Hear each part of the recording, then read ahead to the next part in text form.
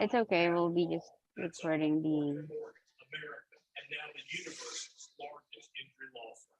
In equally important groups, the police who investigate crime and the district attorneys who prosecute the offenders.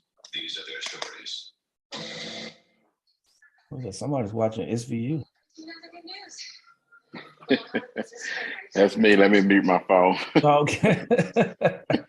My What's bad. going on? Man, I'm doing good. How about you? Doing well, man. Give people one or two more minutes and we're gonna get rolling.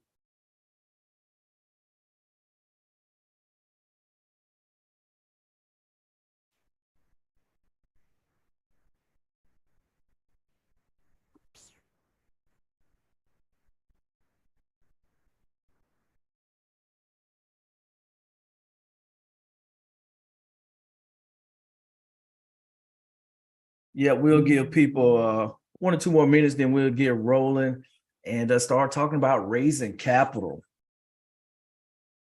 I love talking about of course real estate investing, but I think second best is just raising money and just that process and being able to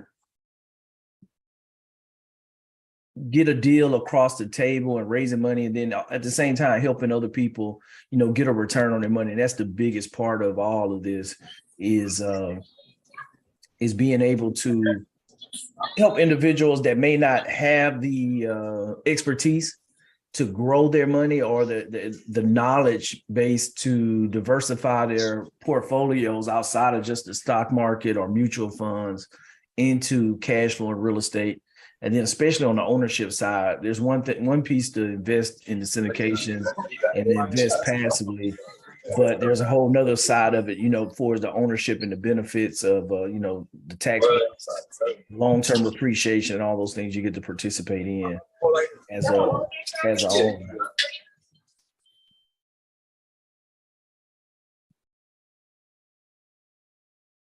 All right, Faye, we're gonna get ready to get going. I'm gonna hand over host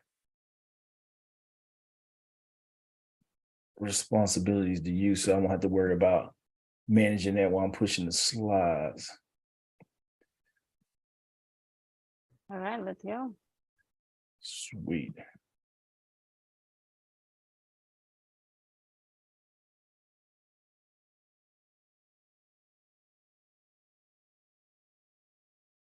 No, you got to give me permission to share my slides now.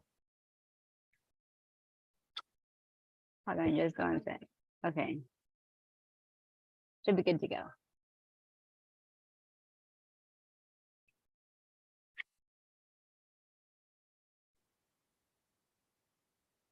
All righty, cool. So we're ready to go on tonight. We're going to talk about the truth about getting started in real estate with little to no money.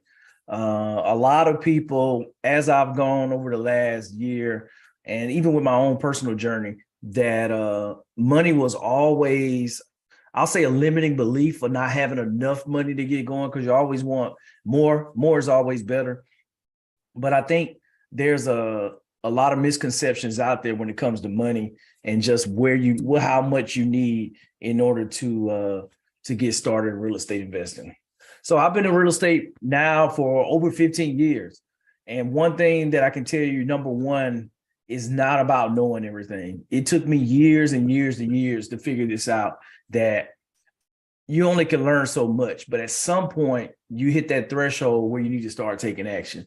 And so you can dive in and you can just try to learn everything, but you're never going to learn everything. At some point, you got to start taking action. You got to start gaining experience in order to start building your portfolio and eventually building long-term wealth. And that's the thing, to get there, you can't work your way to wealth. There's no way that you're going to be able to go through a 9-to-5 that's going to get you to the end point where, one day you're going to wake up wealthy, where you don't have to go to work. You don't have to trade time for money, unless you become an investor. That is the only way that you can, or you get the lottery, but the odds are that they're not in your favor, that you're going to be able to hit it for 500 million or $1 billion. But I think taking action, getting past that fear, getting past those limiting beliefs, getting past those those misconceptions wrapped around money that, ingrained in us from our experiences through childhood, our upbringing, just our relationship with our job and money and debt and everything that we hear about. Hey, you got to get out of debt.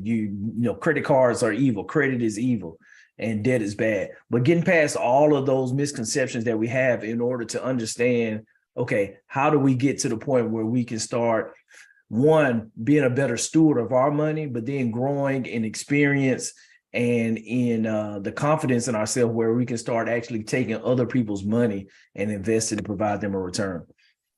Saving versus investing, just waiting, putting money into CDs, where you're getting, I think now you can get 3 or 4% in a CD right now for your return. But we all know that's still less than inflation, where inflation is right now. So you're still losing.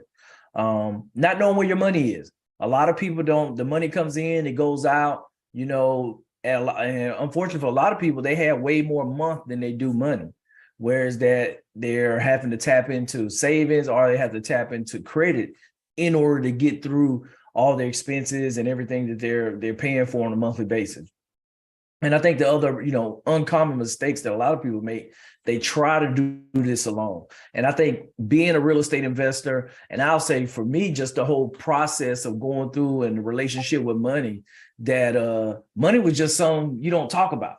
You don't ask people how much money they make on the job. You don't ask a lot of people, they don't want you to ask what they're investing in or what stocks they're picking.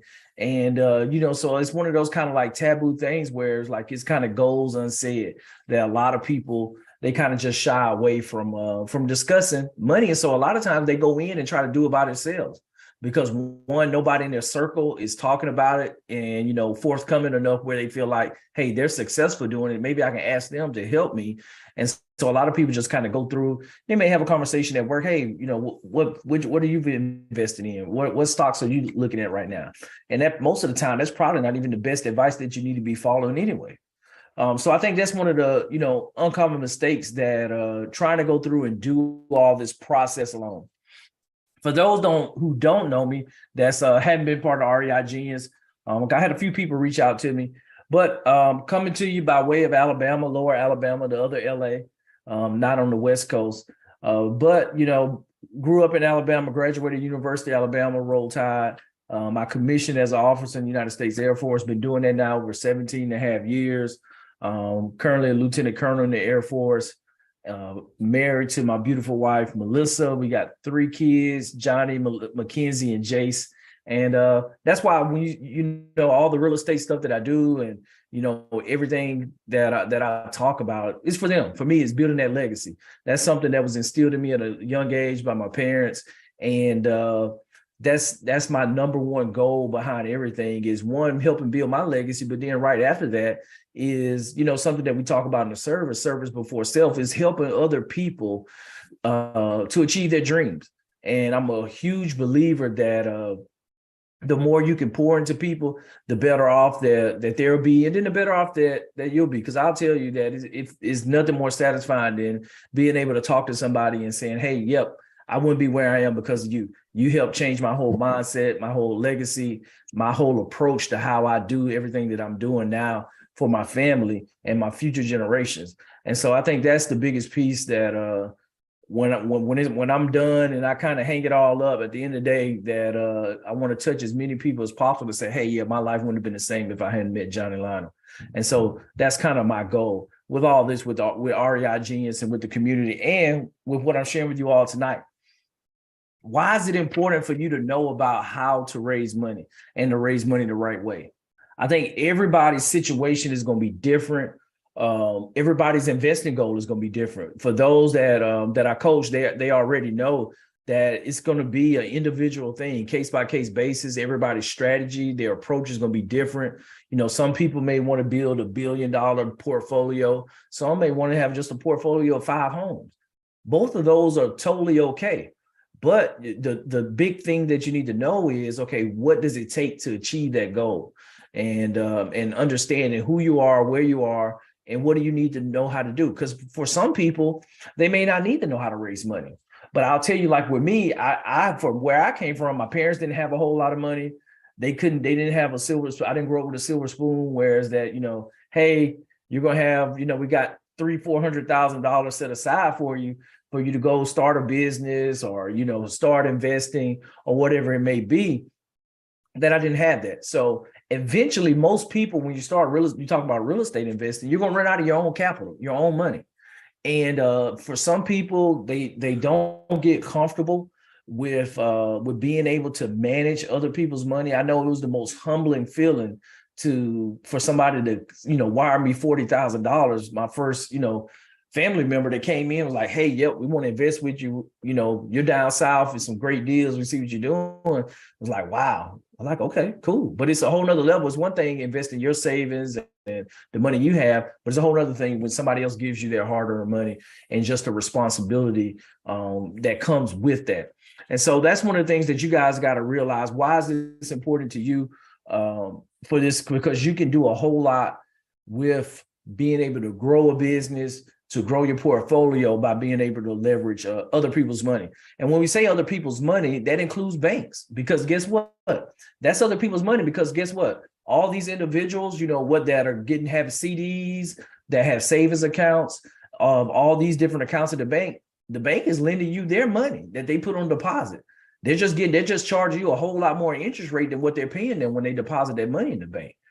So that's the thing that we realize in the value with what we do as real estate investors, is that we can give them a whole lot more, a better return with a small, I won't say small, but with a lower risk profile than a lot of the alternatives out there, especially when you start looking at the stock market and the lack of control that you have over a company, over a mutual fund, for the insight that you have. Whereas that now you can invest in tangible property.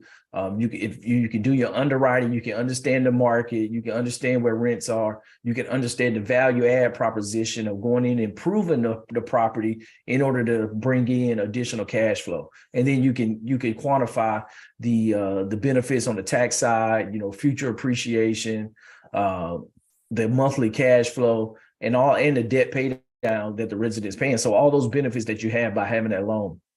And so that's why I think it's really important to just being able to have that conversation and let people know what the benefits are. So we're going to talk a little bit. We're going to go in tonight, just the framework at a high level, and share with you all what it is that you need to do as a real estate investor to position yourself best in order to be able to raise money, to raise capital for deals. And that's what it's all about. I'm gonna get you guys to come off mute. I got a special kind of one-on-one session that I'm gonna give to whoever can come up with the closest number to the total investor contributions right here. So this is just a screenshot from my software that we use, Groundbreaker, to manage all of our deposits. So I'm gonna give you guys, you can come off chat, you can drop it in chat, whoever can get the closest that we're gonna have that. I'm gonna do that giveaway, a one-on-one coaching session for 30 minutes to whoever gets closest to that amount, total investor contributions right now. So y'all drop your guess in chat, or you can come off mute. Anybody want to take a stab?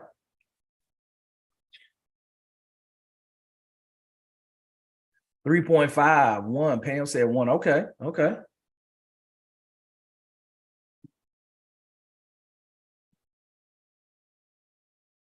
I'll give y'all a little time we're gonna come back and revisit it at the end. But I want you guys to kind of think through that piece, and we're gonna talk about it going through that. We have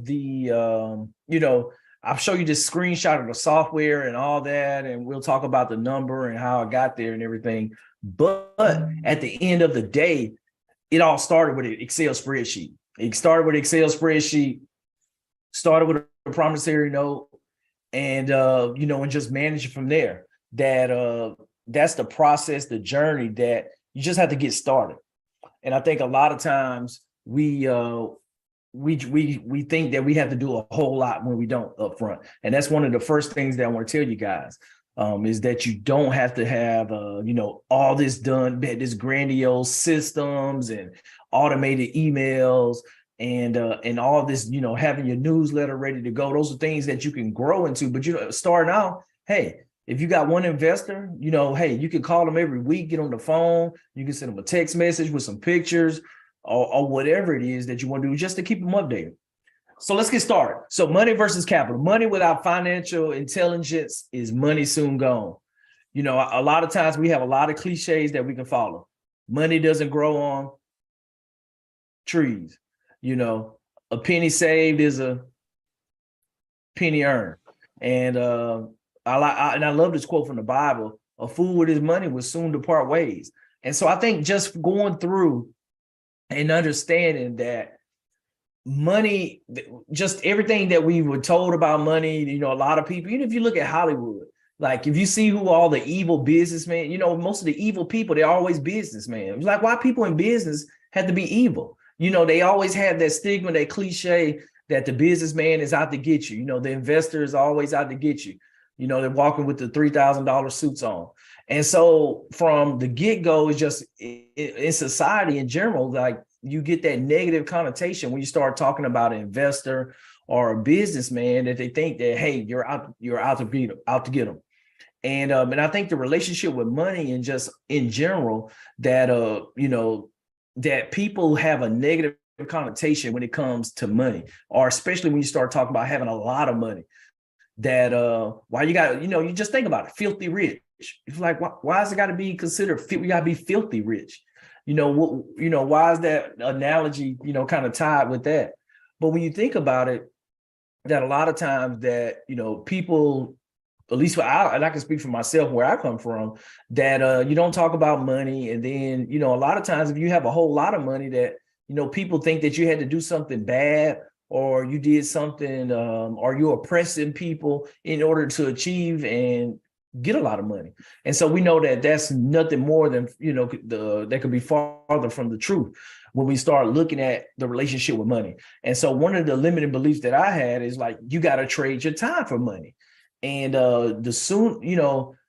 for me, it was like, okay, I have to realize that you'll never be rich. My dad always told me, hey, you'll never be. He was an entrepreneur. And he was an entrepreneur, went at a high level entrepreneur. We were, I would say, lower middle class.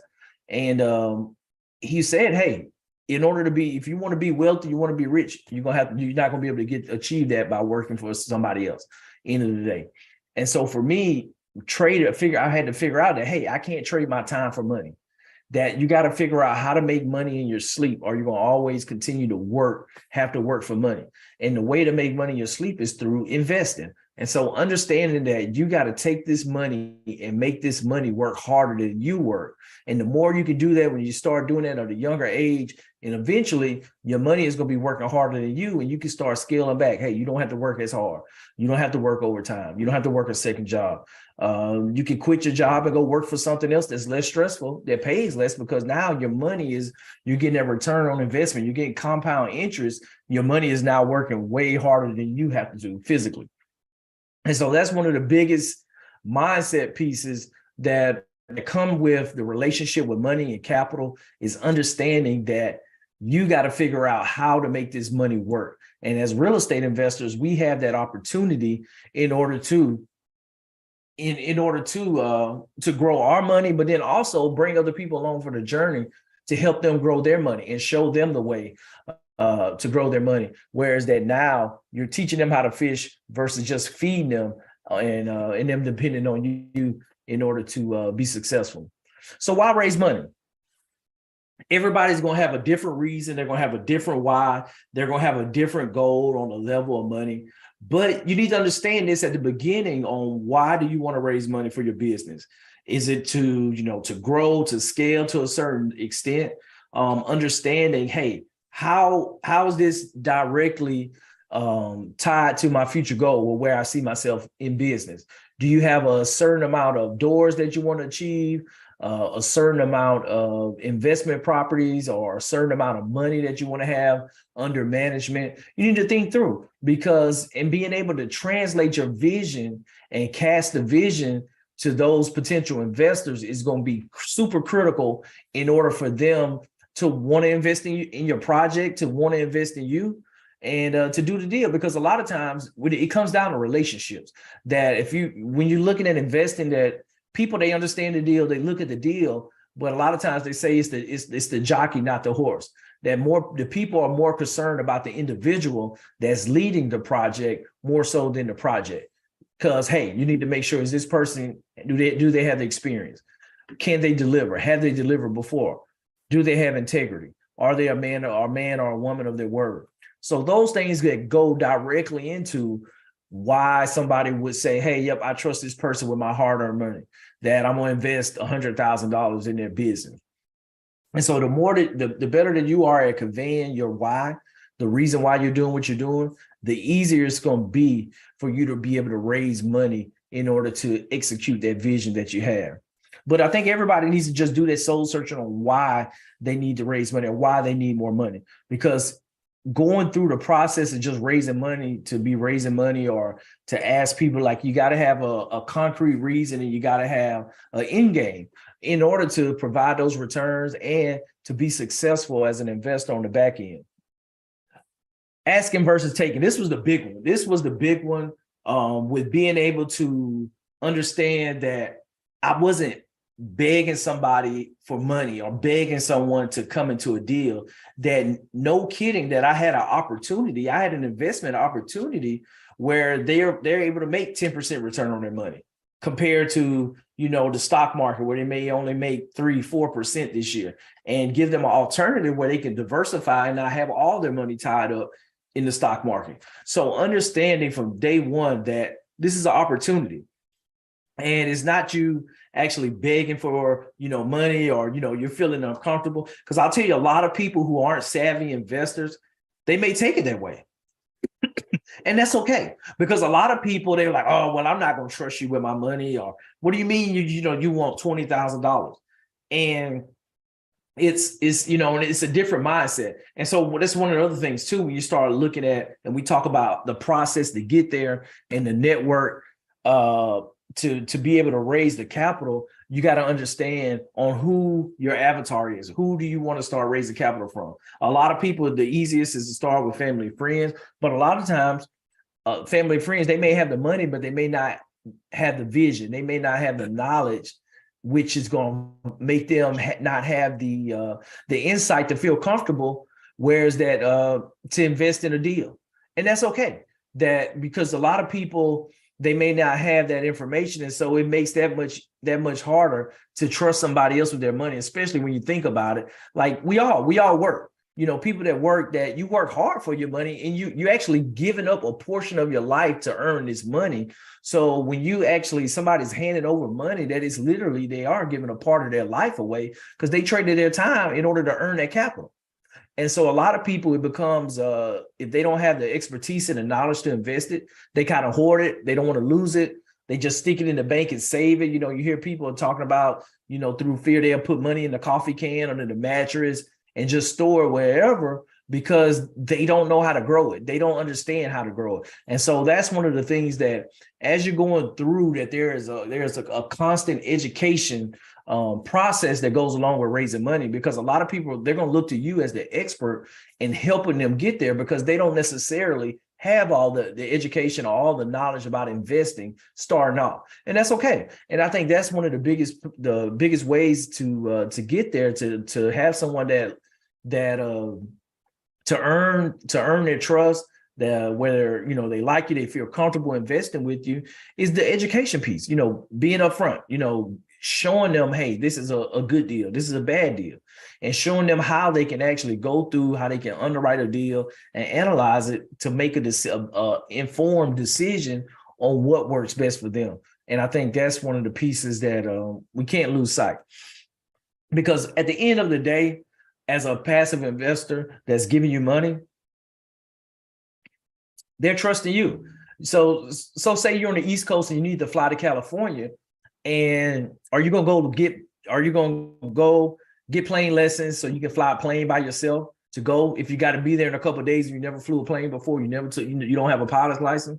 No, you're gonna go get on the airline. You're gonna get on the plane. They're gonna have a pilot that's trained, that has a license, been there, done that. They have the experience. You're gonna get on the plane. You're gonna take off. You're going to sit there. You're going to kind of get into your groove and just go on with your life. You're going to go get on your computer. You're going to watch a movie. You're going to get up, go to the bathroom if you want to. You're going to chat. You're going to text. You're going to go on with your life while they're flying the plane to get you to the West Coast. And then you're going to land safely. You're going to get your bags, and then you're going to keep going. The same thing is when you start talking about real estate deals. With the real estate deal, that real estate deal is simply the airplane. And you, as the real estate investor, you're the pilot. And guess what? It may be a couple of you guys. You may have a co-pilot. If you're flying overseas, you may have 2 or 3 pilots on the plane that switch out. So it may be 2 or 3 people on the team that's leading that real estate deal. And the passive investors, those that's loaning money and giving them money for the deals, they're the passengers on the plane. And guess what? While we're executing as operators and executing the deal, we're working through doing the renovations, the updates, we're collecting the rents, we're executing the business plan. Guess what? They're still going on with their life. They're not having to worry about flying the plane. They're not worried about talking to tenants or residents. They're working their job. They're on their laptops. They're doing what they need to do, continue to earn income. They're hanging out with their family. They're traveling, doing whatever, because they're trusting you as the operator to fly the plane, to get them to their destination at retirement, whether it's 2 years, 10 years, to help get them safely to their destination at the end, or where they set out to go when they signed up for that deal. And so as long as you take that mindset and that approach, the better off that you're going to be as an investor, understanding that, hey, you're providing a service and your goal is to get them to the end of the finish line as you laid out up front for your deal. So where do you start? So everybody needs to kind of have a hierarchy or framework of where to start. I recommend you start with banks. Number one, banks are always, I would say, easiest. They can underwrite for most people. If you have a job, you have documented W-2 income, then you should be bankable. You have a decent credit score. Then being able to secure a loan for a property is pretty good. For first time home buyers, you got FHA. VA, if you're a veteran, you got the VA loan. You got conventional where you can only put 5% down to get into a personal residence. So a lot of times there's different strategies for like house hacking, or you can do like a live-in rental where you can rent rooms out, or you can eventually, move out after living there for a year and rent it out completely. And so there's different strategies where you can leverage the bank's money without putting a lot of money down personally in order to get in potential deals. And with those, some of them you have to live in for a year, and then you can transition 100% to a rental property. But after banks, you kind of have hard money. Hard money is essentially loans that are tied directly to the property. They're looking at the asset itself, the property itself, in order to qualify you for the loan. With that, they're going to underwrite you. Hey, do you have the experience with doing a renovation project for a house? Have you done this before? Have you done this class of houses? Is it a luxury house, or is it a first-time home buyer, first-time homeowner in that area primarily that's going to be looking to buy? And so understanding that, hard money lenders will give you, anywhere from 80%, 90%, or 100% of the loan price, of the purchase price, in order to buy that property. And so when you start talking about other people's money and raising money and doing deals, that hard money is one of the best ways to get started with little money up front out of pocket. My first deal that we ever done was a hard money lender. It was a private investor who had a hard money company here in the DC area, and he charged a flat 10% rate. We had to put 10% down, but outside of that, we got the purchase price plus about half of the renovation budget that we needed to renovate the property. And so it worked out, whereas that we didn't have to come up with like $250,000 out of pocket from day one to close on the deal. And so that's one of the opportunities with having private money and having other people's money that you can leverage in order to get into one deal and save. As you build up your reserves, you can get into multiple deals simultaneously. And then the next one after hard money is individuals, actual individuals. So when you look at a lot of the hard money lenders, that they're essentially a fund. They go out to private individuals that are, accredited, usually, that they may be sophisticated investors where they're not completely accredited, but they're knowledgeable, and they just raise money into a fund. They may raise $10 million, and then they just put hard money lender LLC, and then they just start lending out these people the money that they have.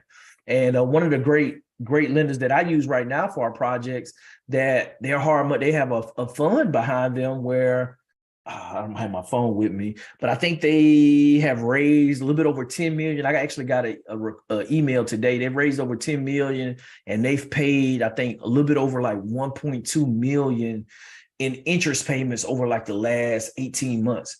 But they essentially, they raise money and they pay 8% return monthly. They pay an 8% return over the course of a year, and they make monthly payments. So that 8%. So if you invest 100,000, you get 8% return, and they spread it out over 12 months, and you get a monthly payment.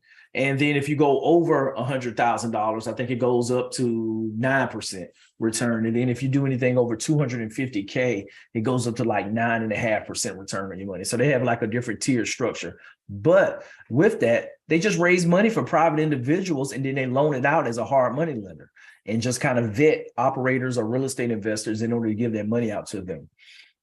And so essentially, you can cut out the middleman with the hard money lender once you start expanding your network, looking for individuals that, hey, are accredited. You know, we're going to talk about that, about the next kind of going into how do you get started? Where do you find these individuals? Because you can build those relationships, and relationships are really important to have. Banks, your local credit union, number one, that can fund your deals, especially, you know, if they may not be able to fund on the front end, you may have to use a hard money lender to do a deal that has a lot of is dilapidated, has a lot of damage, needs repairs. But then you can go to the local credit union to refinance it after you've done the work and pay off your hard money loan. Or, you know, as you build when you build your network up, you can go and get direct to individuals, and you don't have to go to a hard money lender. Whereas that you can find one high net worth individual that say, hey, I'm gonna give you a lot of credit for 500,000. Just let me know whenever you get a deal, I'll fund it, and just give me a 8% return, 7% return, and go from there. And that's where you can get over time to get to that point. But where's the money at? So I think that's the first. Once you start talking with individuals, understanding that people can have the money, they may say, hey, I want to invest, but it's in my retirement account. It's like, well, there's some things you have to do before you can get into your retirement account. So understanding where the money is at when you start talking to individual is going to be critical, because you need to understand, hey, is it in a CD at the bank? Is it in your savings account? Is it in a retirement account at your current employer? Is it in an old 401k that you had from your previous employer? Or is it in a self-directed IRA already, you know, where you're ready to go? Because this is going to take time to move money from retirement accounts into a self-directed IRA, and then to be able to fund a deal. So you just need to know when you have those conversations, like, okay, you got X amount, like, well, where's the money located at? And then from there, it's like, okay, let's have a conversation. What are your long-term goals? What are you looking to do for your portfolio? If you have 200,000 here, okay, how much are you looking to allocate to real estate?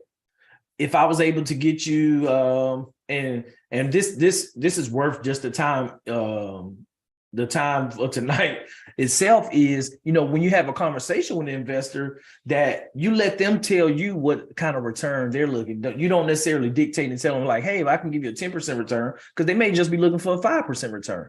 So you ask them like, hey, if I were able to bring a real estate deal to you that look really good, what type of return would you be looking to get on your money? Like, well, man, I'm getting right now, the stock market's going down. You know, I'm only getting like 1.5% of the CDs. Like, man, can you give me 5%? It's like, okay, yeah. And so I think that's the big thing, is to ask, you know, don't go in assuming, but ask them what return they would feel comfortable with and what they're looking for, and then go from there. So I think that's the big piece. But understanding where they have their money at, whether it's in a brokerage account where they're buying stocks, and just better understanding how accessible the money is going to allow you to kind of go through and say, okay, is this money maybe 2 or 3 weeks tied up, and I got to close in 7 days. We're like, okay, well, I need to go to somebody else that's on my investor list because they're a non-starter, because we can't get the money out there 401k fast enough. So understanding where is the money, structuring the deals. Most people starting off, a promissory note is going to be the number one go-to vehicle for you for documenting and having the agreement laid out. And that kind of looks like it go in different ways. You need to lay out the terms for those, and that's something that I give my coaching clients, that I give them my promissory notes and the terms where you can fill it out. You know, you can go to attorney to get that drawn out for your state to just make sure that your state that is good to go. But you lay out the terms. Everything is in writing. It's not nothing that's left up to like a handshake and verbal commitment.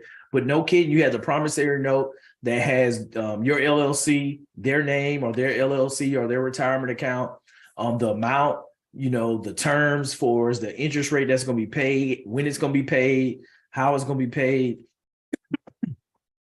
And then also just everything else for is, hey, if it goes into the vault, what happened? What does it look like? Is it recorded?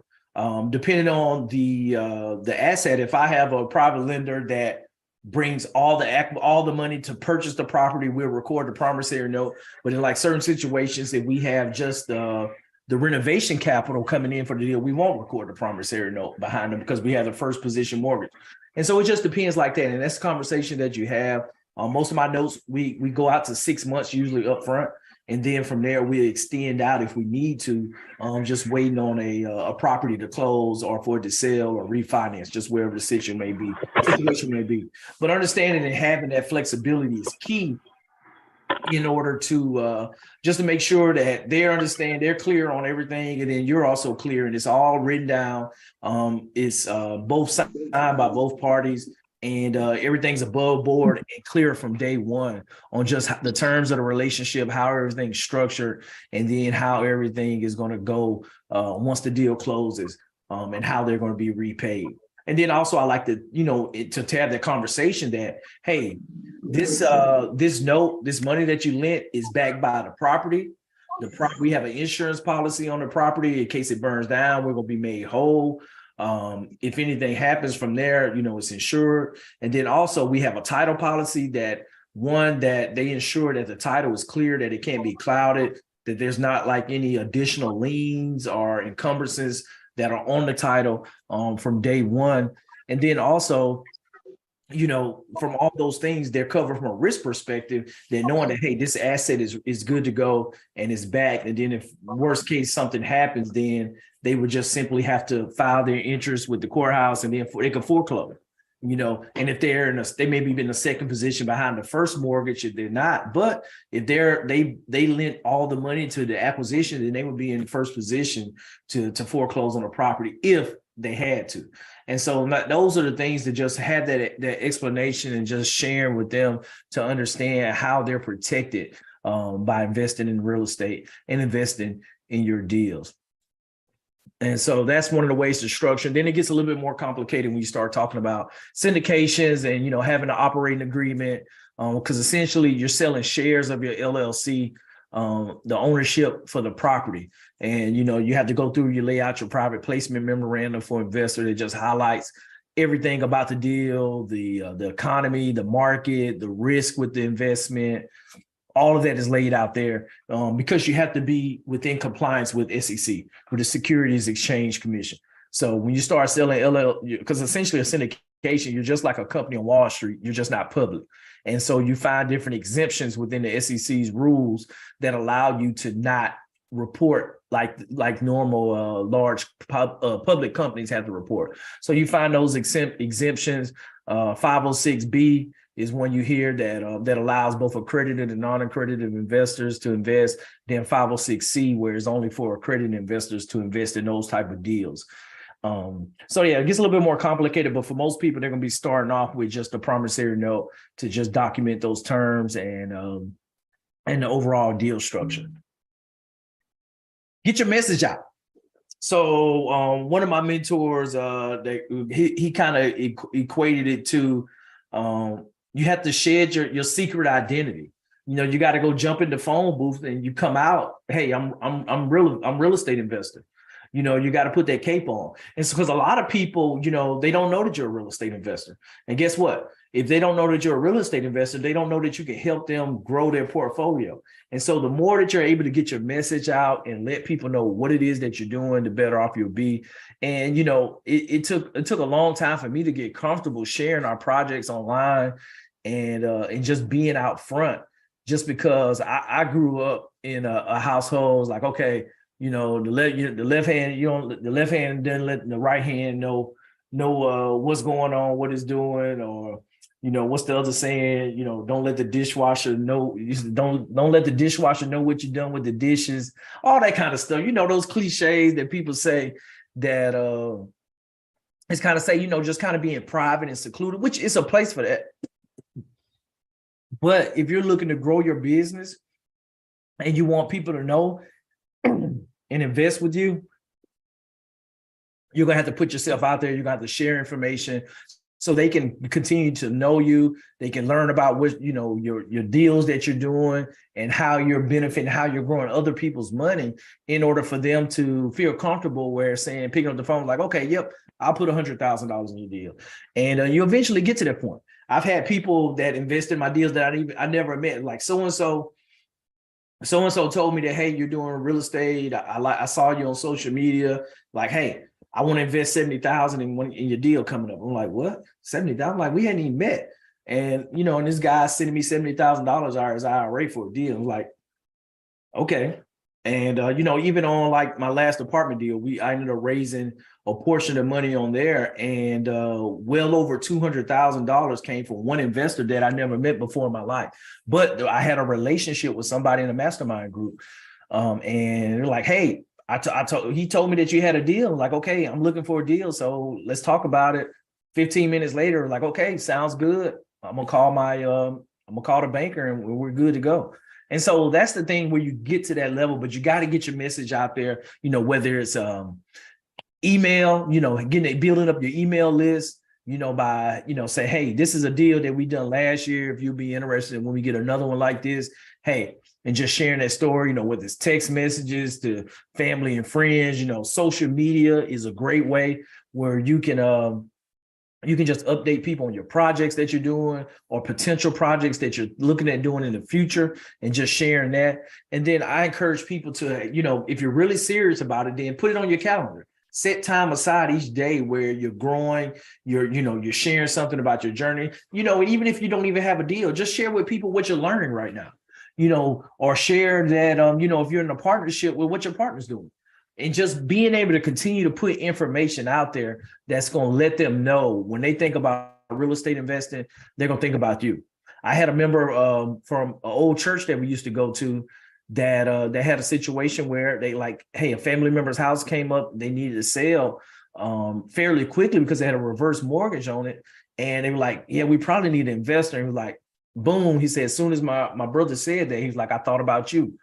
And that's no marketing, no nothing. And so it goes the same way with getting deals, but also on the other side with investors as well too, whereas they see you as the expert in that field that can get them and can help them get wherever they need to be. Managing money and assets. I think, when you start talking about it, I kind of look at it as you got to have the information. You got to go through and you got to have integrity to kind of, I call it I squared, but then on the backside, you got to have the tactics. You got to know what to do, when to do it in the deal, and then you got to have the experience. So when it starts talking about managing money and asset, that you got to have that past experience, you got to have the deals. And it's okay if you don't have it up front, but when you start talking about partnerships and general partnerships and just building teams for like syndications, understand what you're strong at. What are you doing in your day job? What do you manage during the day for, projects, or, you deal with financials for the business at work, whatever it is that you don't have to have direct experience doing one thing, but look at other experiences that you've had in your career that directly translate to being successful in real estate. And then those things that you're not good at or you don't have experience, start looking for other individuals who are strong in those areas to partner. You partner for your weaknesses.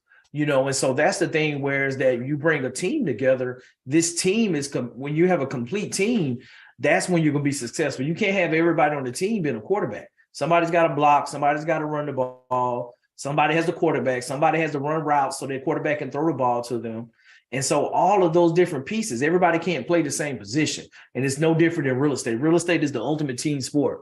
Whereas that you're going to have a team coming together in order for you to be successful, whether it's the property management company, the investors, the general partners, the residents, you know, all these people, your contractors that's going to be working on the property, and everybody that's working for is like the compliance side with the government when you're working with them. So all that comes together, and then everybody else that's helping you, your account, your CPA. Well, I guess your CPA is your account, but and then your tax attorney and things like that all come together in order to manage these assets, to manage the money in order for you to be successful.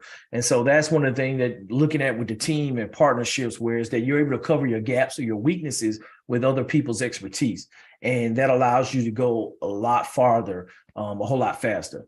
And so that's one of the big pieces that comes with this, is just the opportunity to team and continue to grow. Whereas that, for me starting off, I thought that I had to do it all, and I did it all. And then eventually I started hiring virtual assistants to help me with cold calling, with reaching out, with managing my emails, because I was still working my day job. And we just over time, just kind of I built it up until the point where we were flipping 10 to 12 houses a year. We were buying rental properties, we bought an apartment building, and then we continued to grow to the point where is that, it got on autopilot. I left the city, kept the team in place. I hired an acquisition manager who's a realtor who could go on appointments, meet with homeowners. They could also list the property, and they could work with my contractor to be my eyes and ears during the day while I'm not there, and make it work. And then eventually, you can start doing that in multiple areas and scaling up over time.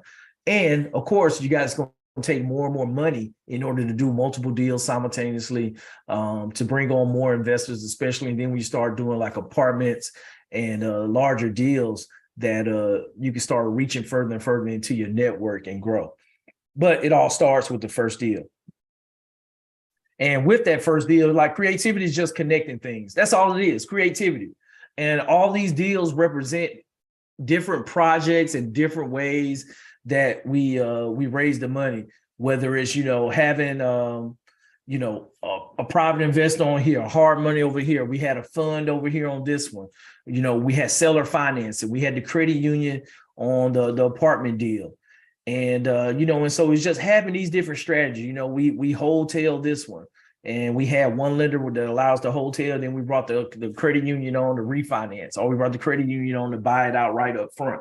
And so just different strategies to do deals. And then it's like the more and more you get these strategies in your toolbox, the more opportunities that you're going to have to, one, grow your portfolio, but at the same time, give investors a return on their money. Whether that investor is the bank, it's a private individual, that's a family member, or somebody from work, or somebody in a mastermind group that you're a partner of, somebody in your network that you're just able to be able to provide a return. And the better and better that you get at analyzing the deals and understanding that you can go in like, hey, I can raise this money, give them 8%, because I know I'm projecting that we're going to make 14% each year. And guess what? I'm conservative with it. So if we make 12, I still can pay my investors 8. Or if the first year we only make 6, you're like, hey, well, we're gonna make 12 next year, and we'll pay everybody back that extra 2 that we didn't make the first year. And so those are all the details of the operating agreement and how it's structured, where you're able to take care of your investors throughout the deal and just the whole life of the deal. So what do we have in chat, Faye? Who was the closest? So 1.1 million. So that's for the total investor contributions, 1.1 million. And I just did that just to kind of I wanted y'all to get involved. But this is software that I use, but you don't have to use software up front. But that's where you can get to the level where you can raise, and some people raise multiple millions of dollars. For my projects, I focus on entry-level housing for first-time home buyers. Our entry costs aren't that high, and I primarily leverage private hard money. And my private equity fund that I work with Hornet Capital, that they're a great partner here since we started back in January last year, did our first deal with them. And so I don't have to raise a whole lot of money on the private side, but I do raise money for like the renovation side for some of our deals, the projects. I have individuals that come in that put money in the company for just a whole year, like, hey, for marketing or whatever, like I'm investing for a year, giving my 8% return or 10% return. And, and then we'll revisit it at the end of the term, in the end of the year, to invest. And so it's just things like that, where it's that you get to this point where you just kind of grow your business over time, and you're able to do more and more deals, and just as it grows with you. But I tell you guys, success It isn't convenient. There's never a great time to start. There's always going to be challenges. There's always going to be setbacks, but you have to continue to push through. You got to push through, because guess what? There's going to be setbacks whenever you go through life, period.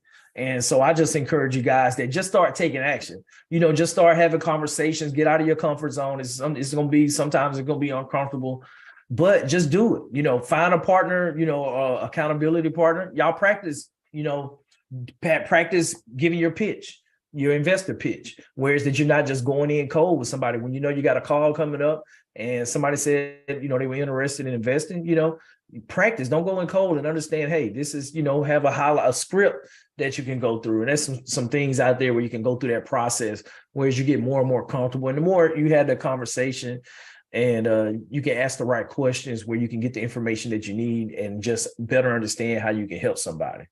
But there's never a right time to get started. Today it's always going to be something that comes up tomorrow that's going to prevent you from wanting to move forward.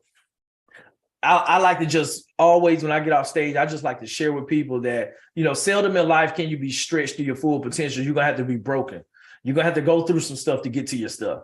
That, understanding this and walking through with this principle has helped me to keep perspective on just so many things, with setbacks on projects, just setbacks in life in general, just, with losing loved ones and being able to kind of persevere, to be resilient, to be flexible in your approach on whatever's going on, where you can be able to still be able to see the projects through and be able to get through it. But I just encourage you guys to take action and get going. I know it's hard. A lot of times you got to try to figure out the time, the schedule, the kids' schedule, and everything in between, but figure out how you can move the needle on starting to build up that passive income, to start raising money. If you need to start raising money right now, you may need to just say, hey, maybe I need to start self-directing my own retirement account. I don't need to raise money. I just got to be a better steward of my money, where I can invest and get a better return on my own capital.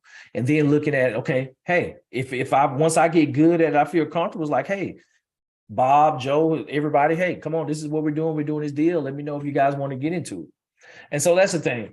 I did want to, before I got on the stage and open it up for questions, this is something that I've been teaching this, going through, kind of mixed in with my coaching and everything. And I'm kind of formalizing it over this last month. I've actually formalized it and put it out. And this is something that I'm going to be rolling out later this year. But I wanted to do this workshop, and I wanted to tee it up for those that are interested in raising money, to kind of go through with me leading the group as we go through and just explore in more detail. I couldn't go into a lot of the details with the strategies and how to build your list, how you can go and pull data from a certain zip code, where you can understand all the cash buyers that were in this area, who funded their mortgages. And then also for like high net worth individuals that's funded deals, where you can get the information, where you can start mailing postcards, or you can target them on Facebook ads. You can, the local regions. There's a lot of strategies where you can find high net worth individuals, but then also the paperwork, the structure, the cadence, and how you go about raising the money and going through that process to where you're able to come in and, have a 15-minute conversation and raise $250,000. But it takes time to get there. But what I wanted to do, I wanted to open up for those that came out tonight to offer up. Yeah, it won't be $97 for a whole long time. But that's something that I wanted to offer up. If you're interested to learn more about raising money, then take advantage of this. And it's going to be something that we're going to roll out over the next couple of weeks. It's going to be like a 4-week course. And I'm going to go through and lead you guys and teach you guys how I've been able to raise money, give you the promissory notes, the different the softwares if you want to choose to go through there, the syndications, but then also like the emails, newsletter templates, and all that stuff that I use in my business to raise money. Whereas that you're not starting from scratch, and you're kind of going through and you're making sure that you're doing it the right way. With that, Faye, we got any questions in chat? Anybody hand raised? Joe earlier. Okay. I couldn't see the clock on my laptop. 8:55. Perfect. I think you answered my question, John. You said that you record the promissory note. I was just wondering that you actually have a deed of trust or a deed, something like that. Right. Put them in a possession. I mean, my other question was, when you have lenders pledging to participate in your project, you wait till you get that project and have them hold on to their money until the end, or do you put down a fund, or what? How do you handle that? Yep, you were coming in a little broken. So you were saying when you have the funds, when do you pay out? No, when do you collect from the lender? Oh, usually you want to do that a few days before closing. I would say at least 3 days before closing. You know, if you're doing like a large apartment deal or something, I would say even as far out as a week before. Whereas at different people, because you may have somebody get cold feet at the last minute. The last thing you want to do is have to replace somebody and not have enough time to get across the finish line with closing on a big deal. But once you know, if you have like, you know, where you just got 1 or 2 investors, then, you know, a handful of days, you know, if you got trust with them, you know, they've done deals with you before, then, you know, they can wire directly to the closing table. That's what I've done with, like with the apartment. had everybody just, hey, wire your money directly to the closing attorney, or, you know, they can wire directly to your account. One of the things that I do, I have a wire to one account, but then I move it to a separate account that's never had a checkbook, there's never been anything, just because, you know, the last thing you want to do is something happens, somebody hack into account or something, get your account number, and then you're having to deal with some type of issue like that. So usually I would recommend that you open up a separate checking account and then just have a checking account that doesn't have a checkbook, that doesn't have a debit card or anything, whereas that you can just move the money from your app or go in the bank and move it and just kind of keep that money secure there until you're ready to deploy it.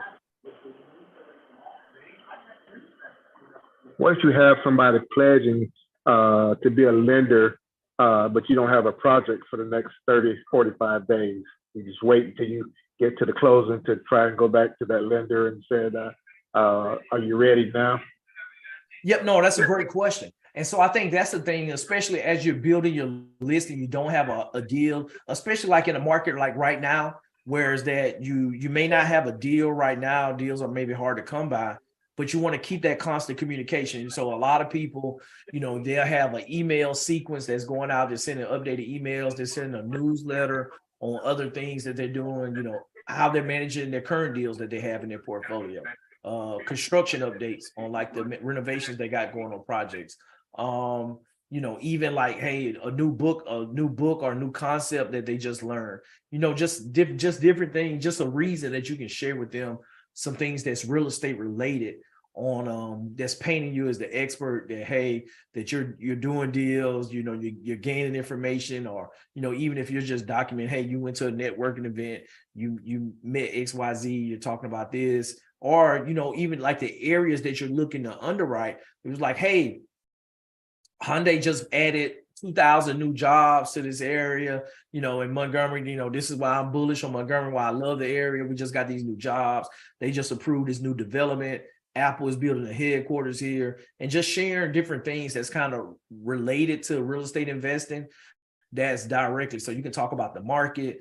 You can talk about a new partner, or, you know, whatever it is, you know, you can put it into a newsletter or email, or even just a text message. You can do like a video, just giving a 1-minute video update, anything, whereas that you stay top of mind. They understand that, hey, he's a real estate investor. He's getting smarter and smarter. He knows the market and different things like that. To whereas that now is presenting you as credible and as the expert. So now 45 days, when you come back with the deal, like, oh yeah, he just sent me an update 2 weeks ago on this, what's going on in the market, and yeah, I'm ready to go.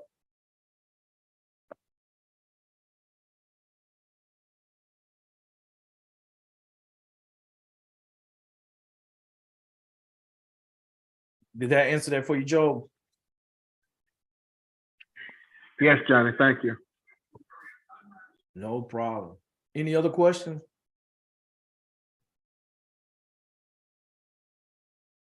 I do have one for you, Johnny. So what do you think would go first? Do you find a deal or you raise capital first? Both. It depends. No, I think I think you want to be always raising money. Always. And I think you're doing that subliminally anyway. If you're posting, you're sharing information that, people are going, but you got to have those conversations and understanding, whether it's, talking with partners, talking with bankers, hard money lenders. You need to be talking with somebody and have pre-approvals or having commitments for a certain amount of money and everything where you're having those conversations. So when the deal comes, because a lot of times you don't have a lot of time to get there. So, a lot of times they say, oh, if you got a deal, then you don't worry about the money will find you. It's like, I don't want to be in that position where I'm just hoping and praying that, I'm going to be able to figure it all out in 30 days or less than that to get the deal closed. So you always want to be talking, having conversations with people and letting them know what you're doing. Whereas that now that when you do have the deal that you already kind of had those conversations. So you're not coming in cold, that you already had those conversations, they're warm. And it's like, okay, hey, I found that deal. Remember I asked you like, hey, if I found this, you said you were good. Are you still good? And I tell people one of the secrets with that when you're raising money, I always raise at least have 150% of what your raise is. So if you got to raise $1 million, raise 1.5. If you got to raise 100,000, raise 150,000. You want to go 50% above what you need because life happens. People commit and people change their mind. And the last thing you want to do is have all your eggs in one basket. And you kind of end up in a situation where you don't have enough money to close on a deal. And we've seen that. I think we had somebody in the workshop, a couple of weeks ago came back and said, that they lost earnest money in the deal. The deal didn't close. And, they lost a large amount of money. And so that's the last thing you want to do is not be in a position where you can raise all the capital.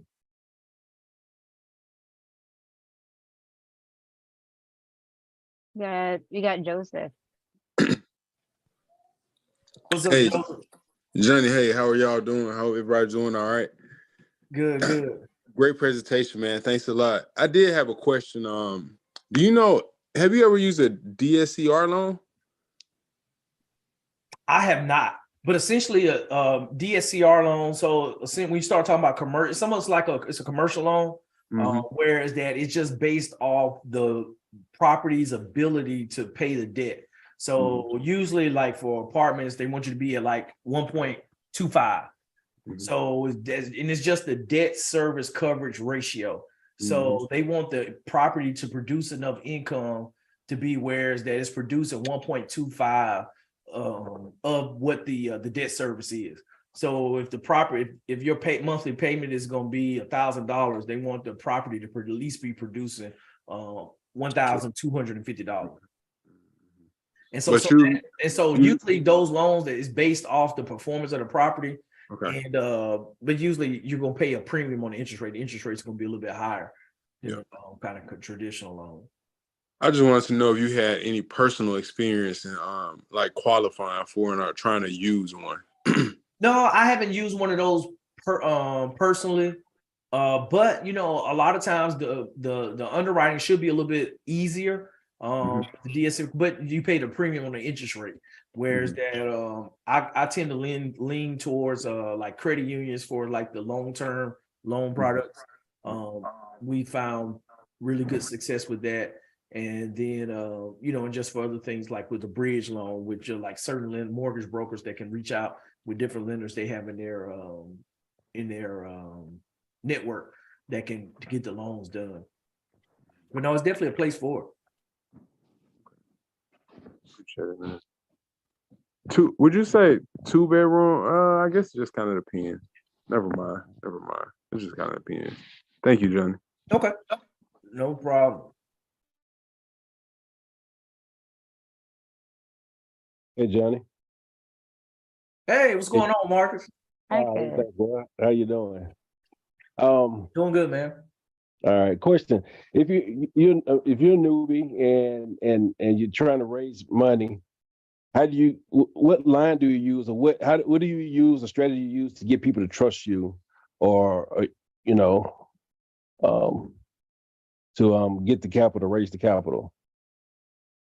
I think just being able to tell your story on on delivering, whether it's through the projects that you've done and closed, and you know, and just showing the experience that when you lean back on your resume, I think is the big thing. Your resume or your receipts, and I think that's the piece that people, and I think that's one of the, you know, a lot of people, they start with family and friends because those people already, they trust you. They know you. You know, like, Yeah. man, get out of here. I ain't about to give you my money. I see what you be doing down in the gambling house. So they know you. They know where you coming from. You know, not to say, you know, not saying you in that example, but I'm just saying, Right. you know, like, you know, in general, they know your history, they know your body of work. And so, like, you know, with family and friends, you know, if you're serious about it, they be like, nah, man, they know you've been doing this for a few years. And so that's where it's usually a lot easier to start there. And I think that's where the social media side, that's where just other people can see the body of evidence and the proof on what you've been doing and been able to do. And I think with just sharing your deals or newsletter and just getting that information out over time, and then just that body of work just kind of builds up over time. And so that's why I say, like, with the hard money lenders and some of those, that you can start there, because they is a little bit more objective. It's based off the numbers, underwriting. You're like, okay, it's a deal, it's appraisal, we'll lend on. You got a great price, and we know it's going to be worth this amount when you finish. We're like, okay, you know, it's a deal for us and we'll do it. We'll fund you, give you the money, versus on the individual side, that it is more I'll say emotional decision. It could be subjective to that person's, you know, going back and forth. It's a lot more, because a lot of times that it don't even come down to the numbers. That they an individual may not even be familiar with the numbers to that point, but it's just they like you, they trust you, you got the story, and you cast the vision on what you're doing with it and why it's a deal, and why you think that it's going to be successful. Okay. I appreciate it. Yep, no, great question.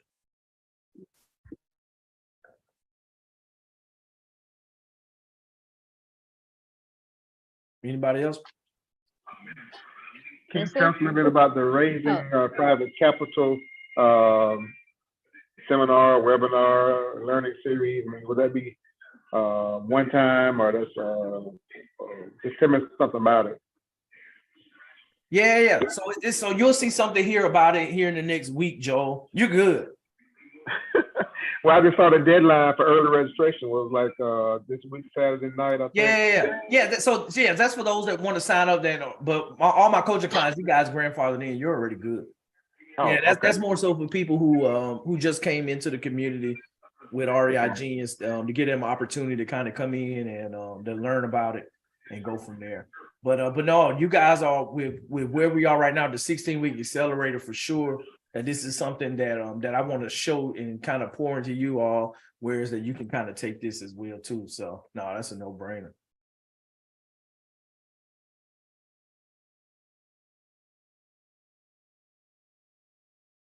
Good question.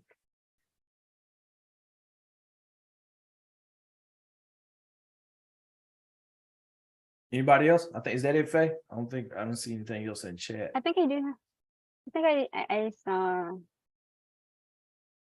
oh, where did he go? Joseph? I think I saw Joseph raise his hand.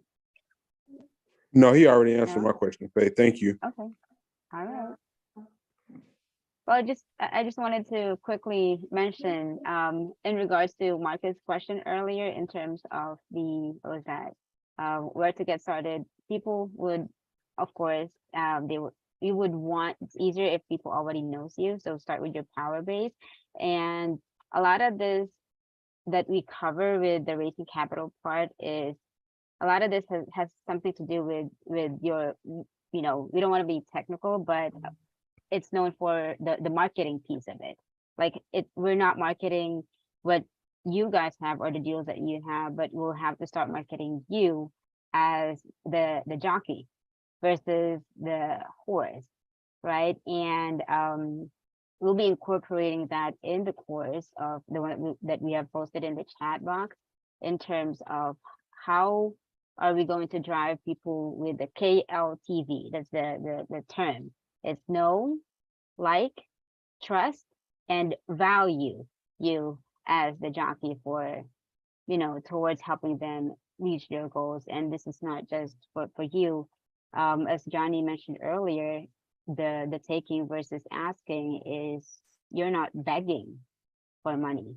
You're actually giving them opportunities to be able to build wealth alongside with your experience, and how we're going to talk about how you're going to be positioning yourself in terms of the approach and your value proposition in the market to be able to achieve that KLTV, not just with the power base, but well, truth be told, sometimes it's easier to have people like you and trust you, or strangers like you and trust you faster than the people who already have known you. I mean, it's case by case, of course, but Oh, facts. for some of us, I would, put myself in that position. I mean, in that I'm part of those, category that not everyone in our circle understands what we're doing. Like, real estate is not something that it's not not an interest to them, and also like a jargon or far too off, way over their head. So yeah, sometimes it helps as well that we share what we're learning. We don't have to be an expert field. We just need to share who we are, and yeah, what we do and how we're learning it. It matters. So yeah, we look forward to seeing you there. I think we only have 48 hours for it. Yeah. And for those that are in the Yeah, for everybody that's not in my coaching program, for sure. Yeah, go Mhm. ahead, sign up, and we'll bring them in so they can come through the journey.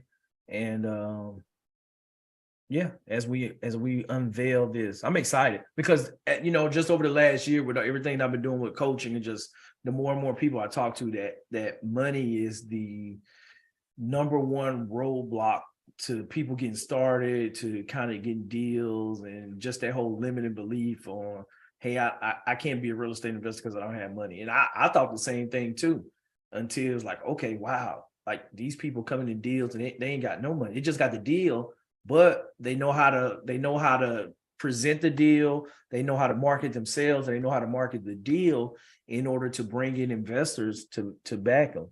And they just manage it, and they get a share of the equity, and a piece of the deal, a management fee each month, and do that a couple of times. And next thing you know, you're building up some wealth in your portfolio. I think we have a question from Reg. Okay, what's going on, man? What's up, man? Hey, I really just wanted to say this for everybody that's out there that's listening, because I seen it firsthand from you, how you was able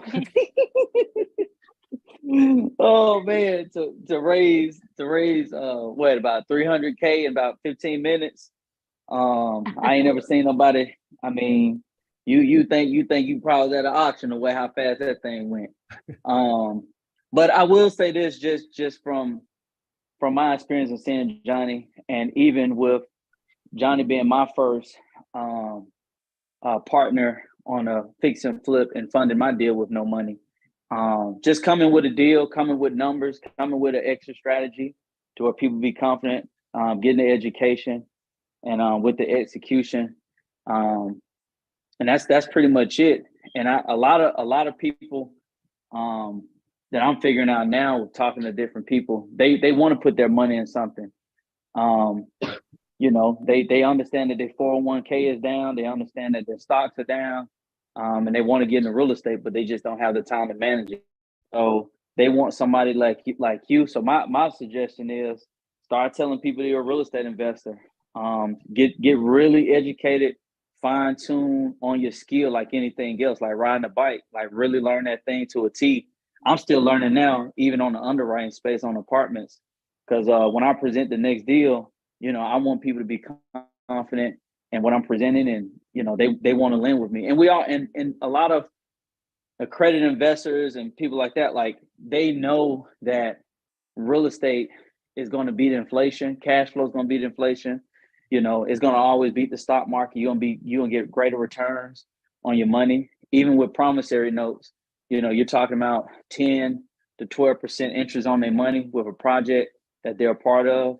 I mean, there's so many different ways that people understand, but the biggest thing is just getting education, finding the deal, putting together a great presentation so someone can actually see the vision and want to be along that journey. So just want to throw that out there for everyone that's, you know, don't have the money and want to raise that capital. No, 100%, man. No, thanks for sharing that.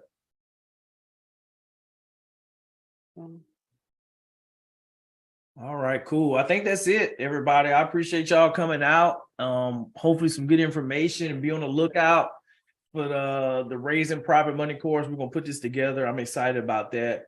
And I think this will be a great supplement to everything with the 16-week and rolling that piece out. And then I think probably April, May, the small multifamily investment, that piece is coming out. Yeah. So I'm And excited- I would excited also to- like to give a shout out to Sassy. I'm putting her on the spot right now. Congratulations on your, I think that was your submitting her first purchase and sales agreement. Yes, I actually got it. It got accepted. It got signed. So today, this seller was a doozy. Good Lord. But yeah, got it done. So now moving forward. So yeah, that's why I've been MIA. I'm learning to, and this is something that Mitch is teaching, that you have to really celebrate those small 100%. and you know, things in the journey. And I am not good with that. I am a person, I'll put my head down and I just won't say anything to anybody, and I'll just hustle and I'll just do stuff and don't say nothing to nobody. And I got to get better at celebrating, you know, those little things. So yeah, Mitch is helping me with that. It's not easy for me because yeah, I'm definitely, thank you everybody. Yes, it is. Yes, it is. It's easy. I want you to say it's easy. Okay. It's easy. We're here. All We're right. gonna back you up. Yeah. And congrats, Sassy. Yeah, Drop there's that. a Yeah, lot. drop that. It's not Yeah. drop that from your vocabulary. It's easy. You can make it easy. Okay. I got it. Well, can I say I got to get better at it? We all got to get better. You got Oh. an army here. You got Yeah. this. That's super awesome. Thank you. Thank you guys. I appreciate it. Everybody who said congratulations. Thank you so much. So hopefully I can go to close. I'll keep you posted on this. Nope. Oh, We're going to close. We didn't know hope. We're going to close. We're going to close. Let's Thank go. you. Let's go. We going. Thank you. But no, that's awesome. Awesome. That's phenomenal. Let's go. Hey, keep making equity happen. That's what we do. Keep doing deals, putting offers in. Hey, that's the motto. Make offers, not excuses. Well, I will say this too then, since y'all then pumped me up to talk about my little journey and what I'm doing. So Saturday, I have an investor that I'm talking to who has 8 properties that he's looking to sell. And he wants to do seller financing. He's 81 years old. He wants to do seller financing because he doesn't want to get hit with capital gains tax. So that'll be 8 properties right there. Yeah. Boom, just like that. I'm telling you, you On a one phone roll. call, one text message away from your breakthrough. Mm-hmm. That's facts. That's facts. Telling y'all, you just gotta be faithful to the process. No, that's awesome. You Oh my got it. gosh. You yeah. got it. Go walk into there with confidence. You already know what his pain point is. He don't want to pay taxes. He's already somewhat agreed to seller financing. Go in with your terms and say, hey, what do you think about if I paid you X amount this a month? Sit down, do your analysis, and come in with like, hey, if I can rent each one of these for this amount, market rent, you know, I'm assuming if we have to put X amount in for his renovations, I can pay you X amount a month. Right. How does that sound, Mr. Seller? Mm-hmm. And you know, and make it work. And I know you can do it. The biggest thing is when you're having those conversations with sellers is be confident. Mm-hmm. Be confident. Do whatever you gotta do, pump yourself up, do whatever you gotta do before you get on that phone call and and do your affirmations, and go in with confidence, knowing that I'm gonna close this deal. I'm meeting everything that he needs to do. And I'm a true believer the Lord is gonna set that path before you and prepare that table before you. Absolutely, Johnny. It's been a journey. It's been a journey. I'm in a process now. At some point, I'm going to probably park my license as a realtor because I really believe that I'm not going to need it. So my broker has been like pushing for me to get listings. The reality is I don't like dealing with homeowners. Like that is not my niche, right? I like talking to investors. That's what I love doing. And so I don't have to get rid of it. I'm actually working now to do some expireds, but they're all multifamily commercial deals that expired. That was on the MLS because Bright MLS actually posts residential and commercial Nice. properties. So I said, you know what? I'm not going to stress myself out. I'm just going to focus on what I love the most, and that's dealing with investors. And that's where my passion is. And they're not going to care as long as I get listings. What difference does it make? For me, it's going to help me with Joseph said, can I change brokers? I absolutely can, but I just joined this brokerage. I used to be with EXP and I just joined this brokerage with Weicker. They're not a bad brokerage. I just don't think that as a realtor, you have to subscribe to the way other realtors do things. Like I'm not a fan of scripts. I just talk to people. That's it. Just hope, because no script can prepare you. I've had conversations with investors that there are no scripts out there that could have ever prepared me. I mean, I've had investors sit on the phone and tell me the whole life story and start crying on the phone with me. No script could ever prepare you for that. So I'm not a fan of scripts. I'm sure that's like me breaking the golden rule by saying that, because a lot of people swear by them. But this brokerage are like, yeah, you want to go in with this book and go through these pages. Nobody got time for all that. Listen, Mr. or Mrs. Seller, do you want to sell? Okay, great. Well, let's talk. Like, you know what I mean? Like I just don't want to, and I haven't said that to them. Yes, I will lose access to the MLS if I give up my license. If I won't give it up, but you could park it so that you're not necessarily with a brokerage. But I will lose access to the MLS because in order for you to have access to the MLS, you have to be with a broker or with a brokerage. So I don't need it though. So at some point I'm not going to need it because I'm already building my connections with investors by connecting with other investors.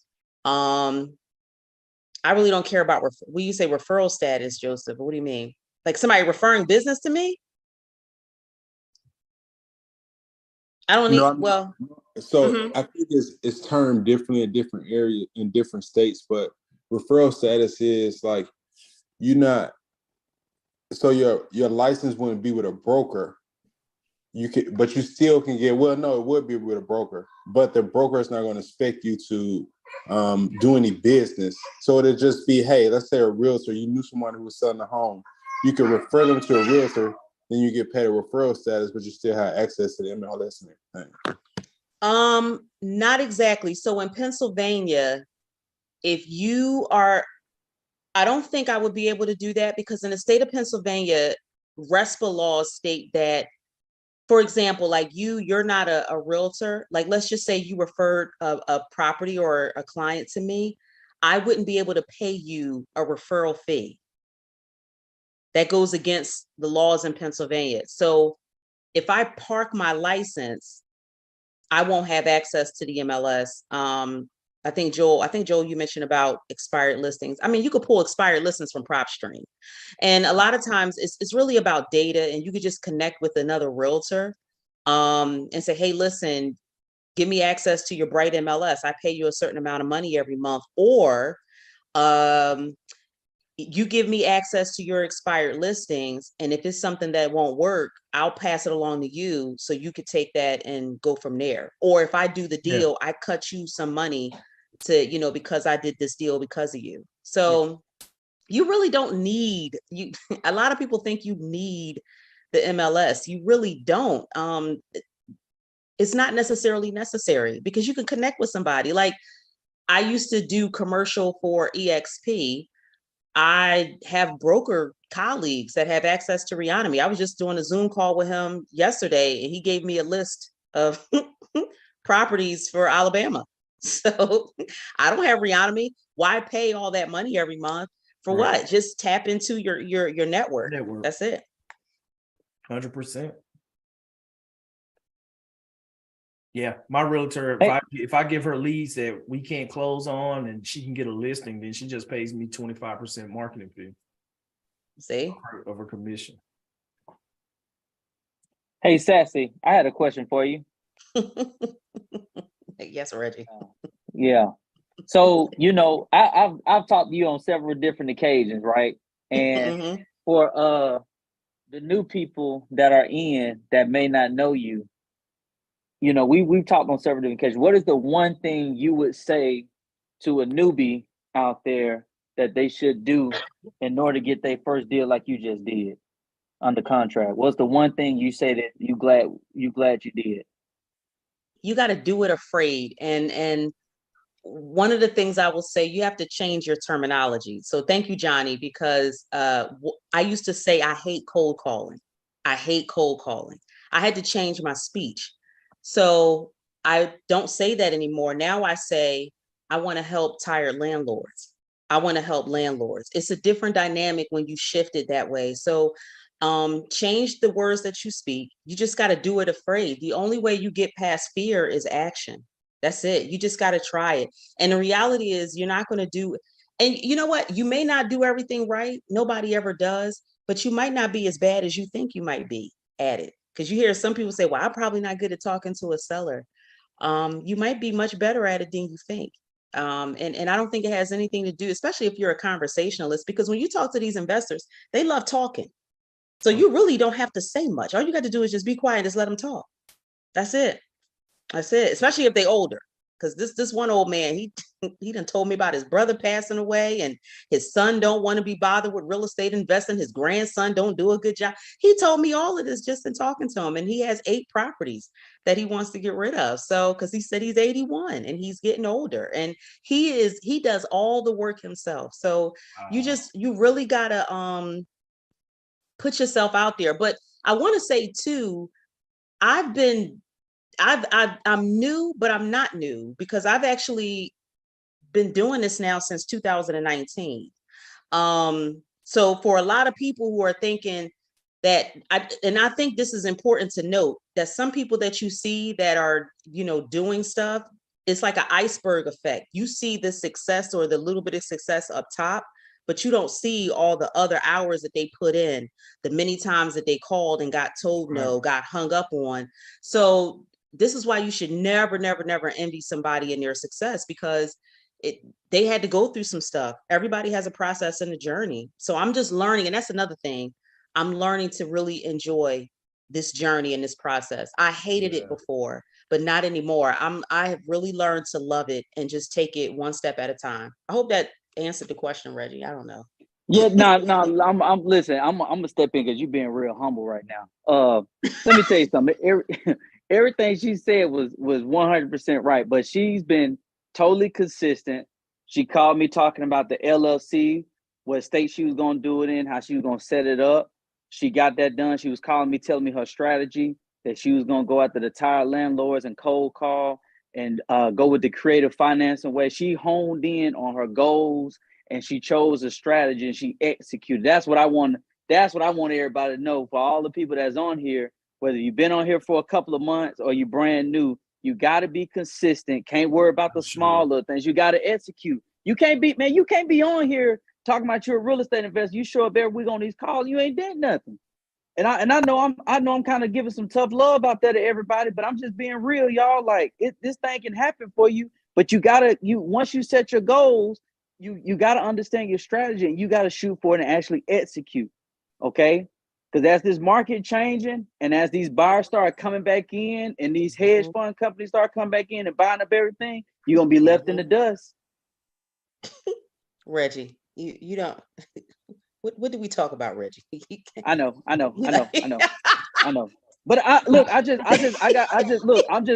just blowing the trumpet for you, man, because I just remember you was on the phone.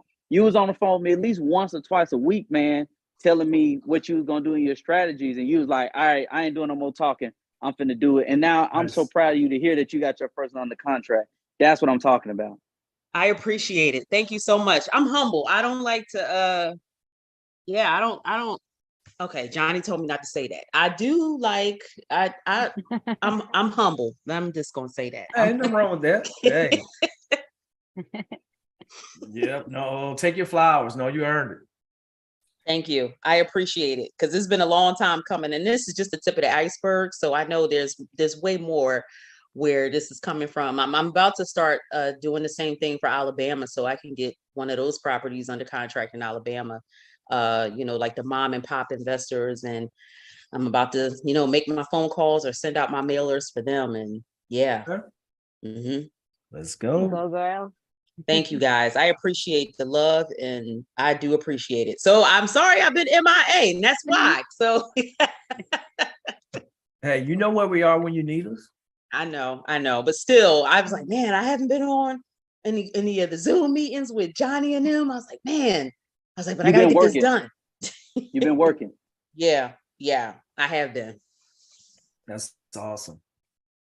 Any more testimonies before we close out tonight? Oh, that's awesome. Y'all got me happy. So I'm talking about how to end the week. Yes. That's it. Yeah, I mean, I couldn't speak for it. I'm just really so proud of Kathy. Like a couple of years ago when we first talked, we like spoke on the phone for an hour or two. Mhm. That's exact. Yeah, and we were just talking about it. It's like, I mean, it's time flies, and it's just amazing. It's Yep. amazing. I mean, I'm losing for. I can't get the right words, but I'm so proud of you, Kathy. Thank you, Faye. And yeah, because I remember us talking, and I just want to say that there were a lot of things that I tried that didn't work out. So I don't want to miss that, because I think I would be doing anybody a disservice if I didn't mention that. There were a lot of things that I tried, things that I had planned for that I thought was going to go a certain way, and it didn't go a certain way. And the reality is you just can't quit. Even if you just got to walk away for just a hot second and get yourself together, you just can't quit. You just got to keep going, because eventually you're going to land you're going to win either way. That's the way I look at it. So yeah. It's powerful. Outstanding. All right, cool. Well, this has been awesome. Y'all have a great evening, have a great weekend, and yeah, make some equity happen. Keep taking action, and good things will happen. And All right, good night, everybody. Y'all have a good Thank one. you so much, everyone. Yep, we'll see you again next week. Have a great one. Thanks, guys.